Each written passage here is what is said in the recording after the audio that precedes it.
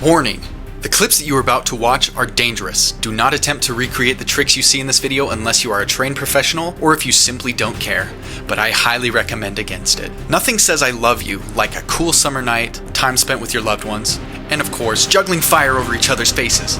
I'm kidding, that's actually a really bad idea, unless you know what you're doing, but I'm willing to bet you probably don't.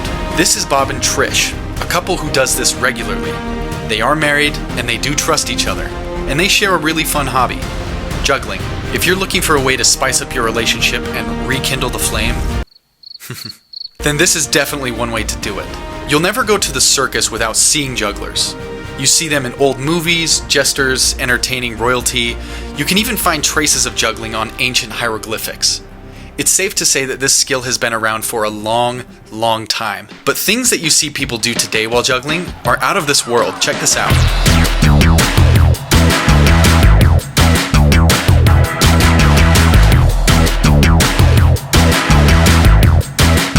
When I first met Bob and Trish, I was hoping that their story began on a college campus somewhere and they saw each other from a distance just juggling and doing their thing, and then they teamed up to form the ultimate juggling duo. That unfortunately was not the case, but their story is pretty cool. They did meet in college, and they were both athletes. It wasn't kind of a circus family, it wasn't kind of love at first juggle or anything like that. It was just two college athletes looking for something to do after their sports got finished. I was playing basketball, Trish was a cross-country runner and skier, and we both finished our college sports around the same time. And a few weeks after I finished playing basketball, one of my friends taught me how to juggle, and I got really into it like day one, super excited. And then I went to find Trish thinking I'd teach her how to juggle, but she informed me that she learned how to juggle in middle school from her dad. Yeah, from my dad. But still, that was kind of the spark of our juggling relationship, I guess. Of course, when you juggle fire over another person's face, it's definitely something that you have to practice. I would suggest using something a little bit safer. How about knives? I asked them a question, and it's a question that you yourself are probably wondering. Are these knives sharp? Yes. They've drawn blood. Yeah, they're very heavy. They're not, you wouldn't like cut a steak with them. They're knives, juggling knives made by a juggling company, but they are very heavy. They're definitely metal, and they have drawn blood before. There's a phenomena that I've noticed in life. Children are incredibly smart, and they pick up talents quicker than adults because their brains are always in learning mode. You see this kind of thing in multilingual countries where the kids are speaking like 3 or 4 languages, but I've noticed that when a child grows up around certain talents or behaviors, that they start to pick up that talent without really thinking about it much. They just assume, oh, that's just what we do, it's totally normal. When I asked Bob and Trish about their kids, this is what they said. They're 4 and 2. Our daughter wants to get right in there immediately, and she likes to do the acrobatics. She loves the acrobatics.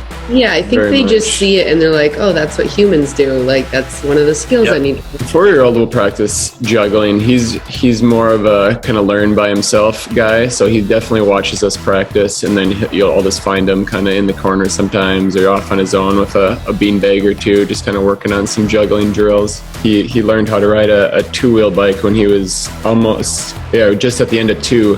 But now he's already got his sights set on a unicycle, just like that's the natural progression that people do. He's like, I got my 2-wheeler down, and now the next thing is the unicycle. As a spectator for a sport like this, I noticed that it almost looks like second nature for some people.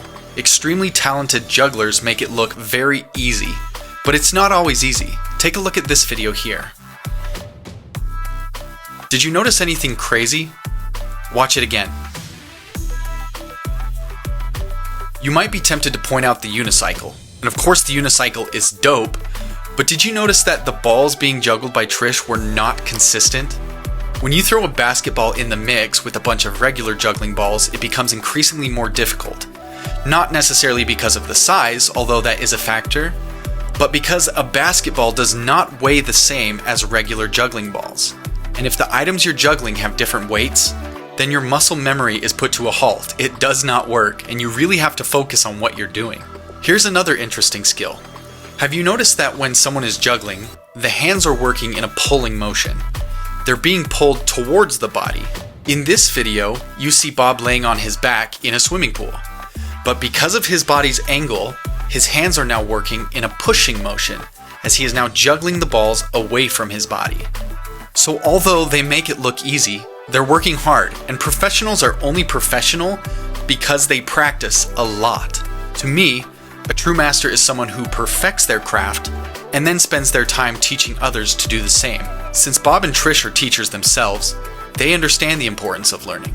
Trish told me that Bob created something called the Northwoods Circus Program. In our town here, where he teaches mostly homeschool families, but other families too come, especially during the summer, to learn to juggle and unicycle and acrobatics, and I join when I can. We really pictured it as like a full-time gig, but I mean, we're not opposed to making money off it. Why is it so important to continue learning?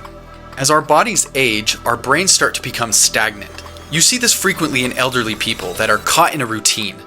Studies show that older individuals who learn new skills and pick up new hobbies have a higher chance of avoiding dementia. The act of learning a new skill can also improve motor skills and coordination in the same way that it would with a younger child. Many of these individuals even go back to school and complete a high school diploma or college degree that they never had a chance to finish when they were younger. At the end of the day, you can do anything in your life that you want to if you're patient with yourself and you dedicate your time to learning. Education is what makes a person go from one level to the next. Guys, if you enjoyed today's video, please consider subscribing to the channel and go and follow Bob and Trish on Instagram so you can continue watching their cool tricks and seeing their progress as they grow together as a couple, as partners, as master jugglers. Stay super, my friends.